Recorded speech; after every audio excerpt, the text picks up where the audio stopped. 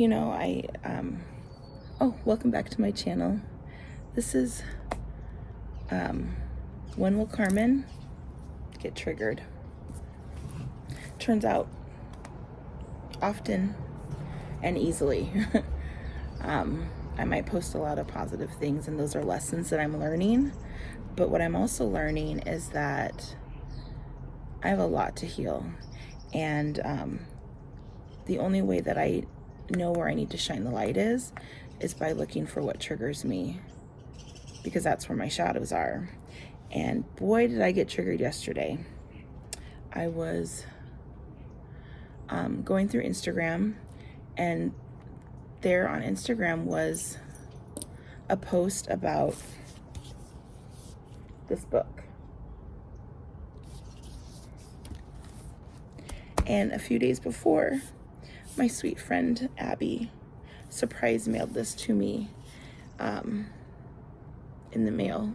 She ordered it on Amazon, and it says, so sweet, I hope this helps to heal your inner child during this season. I love you, friend. I love you, Abby. Thank you. And this book is written between a husband and wife. And I actually used to watch them on So You Think You Can Dance when that first show first came out. It was one of the first seasons, I remember. And they were partnered up together. She was, went through dance, and I don't know if she comes from money, but she went through like dance studios, right? And he was a dancer from, he didn't have those kind of lessons, those opportunities, but they came together, and they were amazing, and they created this beautiful union, and they ended up falling in love and creating a family. And her story is a little similar to mine now. Or my story is similar to hers now. We kind of are walking a similar path, because her husband made a conscious choice to leave this earth as well. And, E was posting something about the book, and it made me feel excited because I knew I have this, and I haven't read it yet, because honestly, this is gonna be hard work to read and process. But I mean, this is basically what I'm trying to do, I'm listening to music, I'm dancing, I'm singing, I'm doing the things that are trying to bring me joy. And then I'm also being reflective and crying when I need to, and asking for help when I need to, all the things.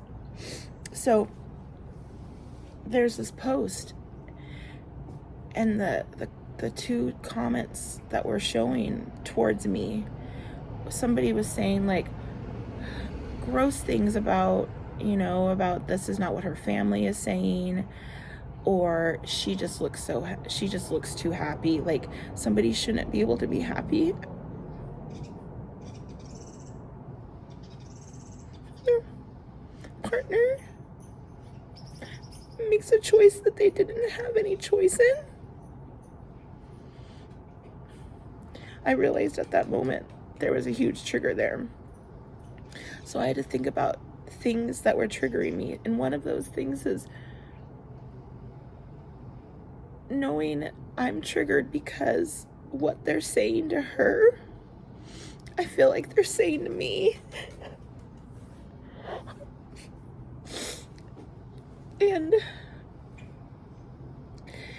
And the thing is that I know there are people in my life that are saying these things, and that's okay.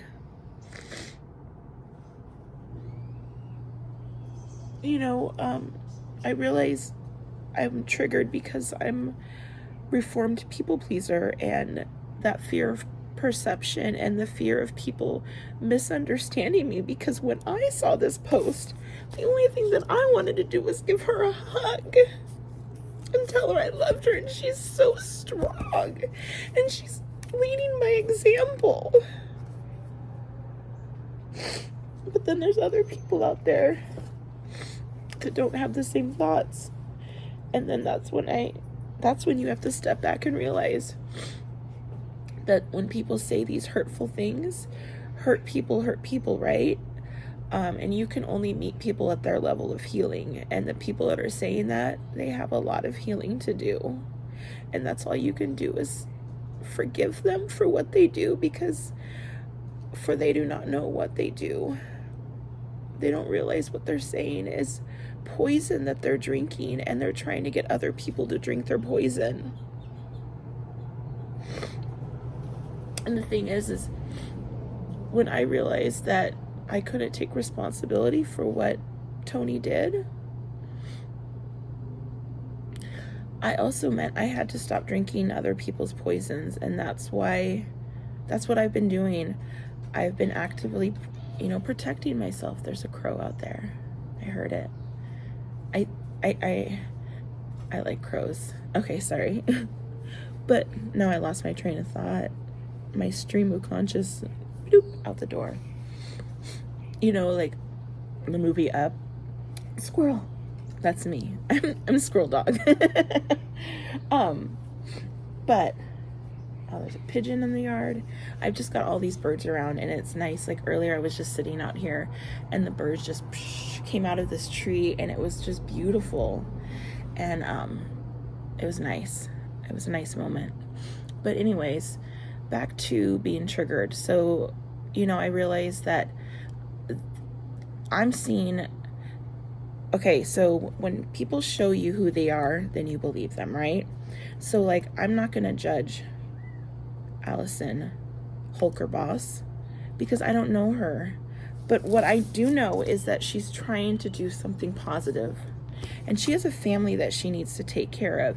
And yeah, she's making money on this, but she deserves that. This is her story. This is her truth. Why couldn't she do that? And why can't she show people that you can be happy after? Like, that is her right. And that is my right to show that I can be happy. And every time I'm exposing myself and being honest and vulnerable is a moment that I'm walking into a better me. I'm growing. I'm becoming different because I was the ultimate. I would blame myself for everything. Everything. At work, somehow I was at fault for people not sitting at their desk and working because I had no problem taking responsibility. Constantly, I'm in meetings, but also I'm having to record people and watch what they're doing at their computer. And then I'm doing, what I mean? It was like at work, I was pulling myself in so many directions because I was pulling myself apart. It's like I've always had to do good, be good, to prove I'm good. And I don't have to prove that. The people that see that I'm good, they're my people. And the people that don't, then they're not in my, they're not meant to be in my path. And I'm not meant to be in theirs. Like, if I bring people pain, then I want them to set me free. But if I bring people comfort, bring me closer. But just know that I am a human with human emotions, and my heart breaks too. And I'm sharing with what I'm comfortable sharing, and as I go on, I'll share more. My stories will get more involved, and a bigger picture will start to emerge, and whatever that means. But like I said, I also want to do things like, decorate for Valentine's Day, like I said before, or I'm going on a summer vacation this summer to visit my friends and see the U.S., do the things that I've always wanted to do, and now that I have the opportunity, I'm going to take it, because those are steps towards healing, right? But the thing is I have to do the hard work now in order to reap the rewards, and that's what I'm doing. But at the same time, while I'm working hard, I'm also enjoying myself. Like I booked an Airbnb soon to go swimming in a heated pool, because I love water and it's too cold to be swimming in. If I put water in our pool, it'd be ice, and I don't even have a bathtub.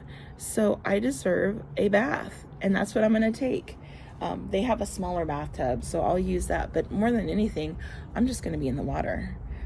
I'm just excited. And so I can enjoy life while still doing the hard work. So it's not one or the other. You can be more than one thing at a time. You can be healing, mourning, sad, happy.